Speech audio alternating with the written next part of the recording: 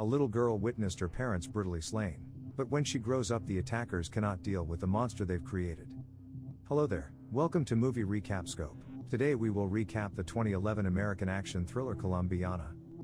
But before we begin, please subscribe to our channel and give us a thumbs up, as it will help us grow. Spoilers alert, watch out. The movie starts with a man named Fabio talking to his boss Don Luis. He tells him he's resigning, and so they cheer and drink to life. When he left, Luis told Marco, his right-hand man, to kill him. But Fabio, the smart man he is, knows that Don Luis will take out anyone who wants to quit, so he rushes home because he knows they have little to no time left on their hands. He tells his wife Alicia it's time, and his daughter Catalea to pack, which she exclaims already did. He advises her, should anything happen, to go to the US Embassy and give them a microchip and tell them it's her passport. He gives her an address for her uncle Emilio, who lives in Chicago, and a necklace with the Catalea flower. Marco and his cronies arrive shortly and kill Fabio and Alicia. Catalea, sitting at the table, is in a state of shock and disbelief. She immediately swallows the chip as they approach her. Marco starts bluffing and claims to be Fabio's friend, and he has something for their boss. She nods when he asks her if she knows where it is and what she wants. She draws close to him and stabs him and yells to kill Don Luis, then dashes through a window. Wow. Her parents seemingly taught her survival tactics. She then runs off to escape by slipping into the sewers as they give chase. She entered the US Embassy and is sent to an agent who inquired about her father. He's dead, she replied, then forced herself to throw up and handed over the chip. The agent stares at her in shock as she tells him it's her passport. She was granted her papers and then escorted to Miami. She asks to use the restroom and escapes through a window and purchases a bus ticket to Chicago and heads off to see Emilio. Here, we see an overwhelmed Emilio hugging her. The next day at breakfast, she inquires about the room she slept in, then tells Emilio that she wanted to be like Xena back then, but not anymore. Now she wants to be a killer and asks for his help. The following morning he takes her to a private school, which makes her furious. Fast forward, 15 years later, a car crashed into two officers. A woman steps out looking drunk and they arrest her. Here, we can see a floral necklace on the woman. Yes, you guessed right, Catalea is all grown up. That night a new prisoner was brought in. Catalea wakes up, changes her clothes and picks the lock. The cop guarding the prisoner goes for coffee and got knocked out by her in the restroom. She drags his body in front of the camera to reopen the door and opens the cell and kills the prisoner. The marshals run to the cell and find the guard with the gun in his hand. While they search the building, Catalea, who is on the roof, heads back through the air ducts, finds her cell, locks the door and changes back into her clothes while pretending to be asleep. The next day, she's fingerprinted and released. Here we can see her taking off a latex. The scene cuts to Catalea at home dancing as she takes a shower and heads over to her boyfriend Danny. He knows absolutely nothing about her except her name Jennifer, which he calls her.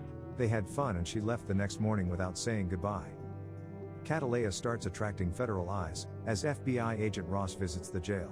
Back in New Orleans, CIA agent Richard visits Don Luis' home, who denies involvement with the hit. After Richard leaves, he tells Marco to handle the situation. Catalea visits Emilio. A furious Emilio calls her behavior ludicrous. But a defiant Catalea claims that she chooses this road alone and won't stop until Don Luis dies. Emilio sighs and hands her the next task. Meanwhile, Agent Ross is at the FBI office reviewing surveillance footage. His colleagues think the killer is Catalea, but Ross refuses to believe it. Catalea goes to her office and feeds her two pet dogs. Emilio's friend Pepe is inside. He manages her business. She opens a safe, takes out a passport and heads to Mexico. Her target is a hedge fund manager that's hanging out with scores of beautiful women in his mansion. Catalea swims through the aquarium and enters the mansion and pulls out a silencer and pistol. The manager gets up and discovers that she wrote "thief" on his chest along with a flower design. He walks around the mansion and notices that all his guards are dead. He grabs two firearms and moves toward the pool after spotting a flower. She announces her presence by reclining in a chair. To his surprise, he tries to shoot her, but the guns are empty. She shoots him in his leg. He begs her not to kill him. She responds, "I'm not going to kill you." By this he realizes sharks surround him. As he begs, she shoots him in the chest, causing him to tumble into the pool and the sharks eat him.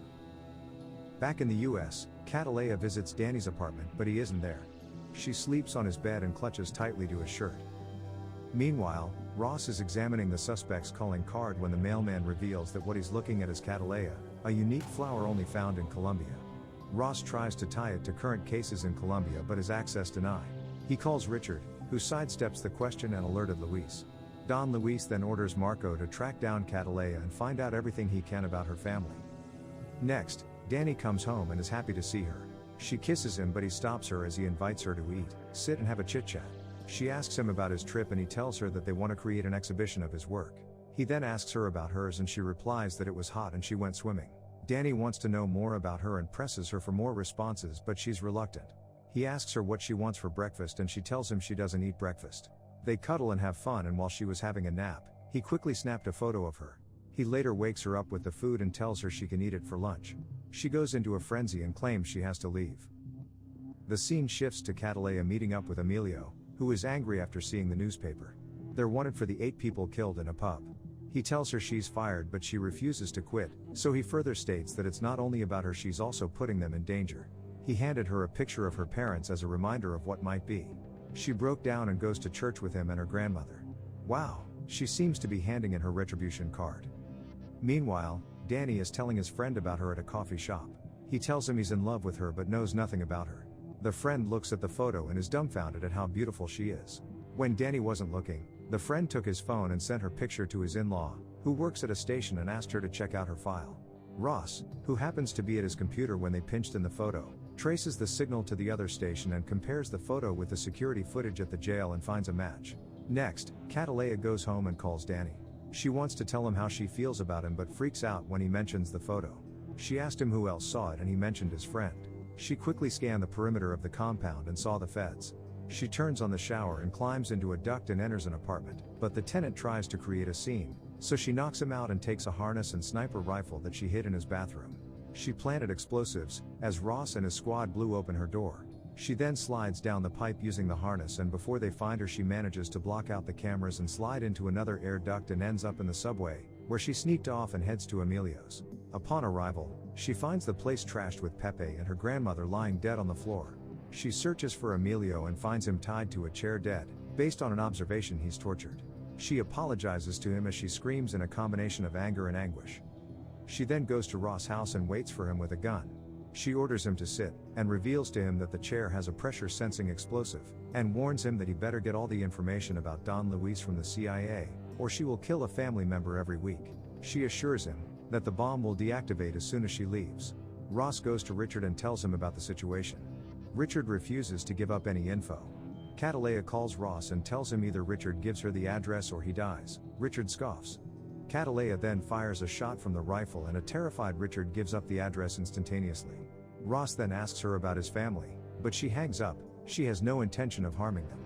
She visits Pepe's garage and takes a couple of weapons and looks at her dogs and grabs the armor pickup as she heads off to Don Luis' mansion.